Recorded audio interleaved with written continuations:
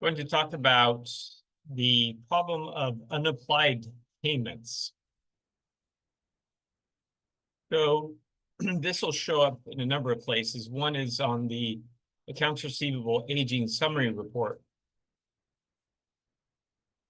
You might notice something unusual, a negative balance for a customer, which would be a credit.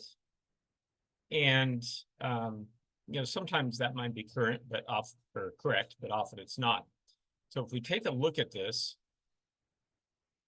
and see what's going on, we see here a payment that was received, but it's not matched to an invoice. So, and it doesn't match this amount. So if this was in a prior time period, let's say, actually, let's change this to say this is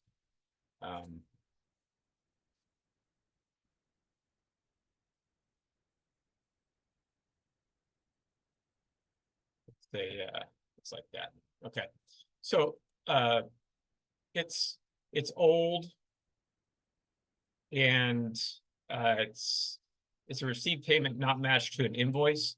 So the payment's been received, but there's no invoice to offset it.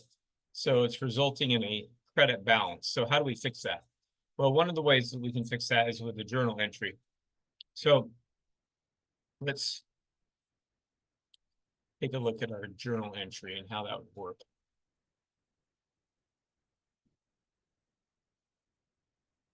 So we want to increase the accounts receivable balance by the amount of the credit.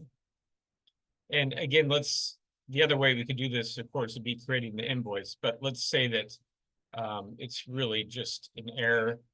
We don't have an invoice and we need to clear it out for a prior year.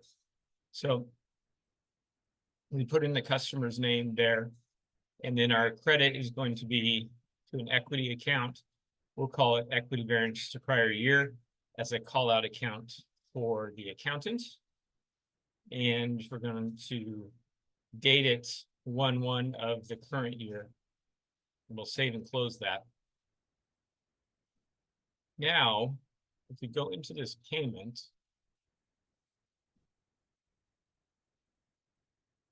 and we're going to apply it to this invoice.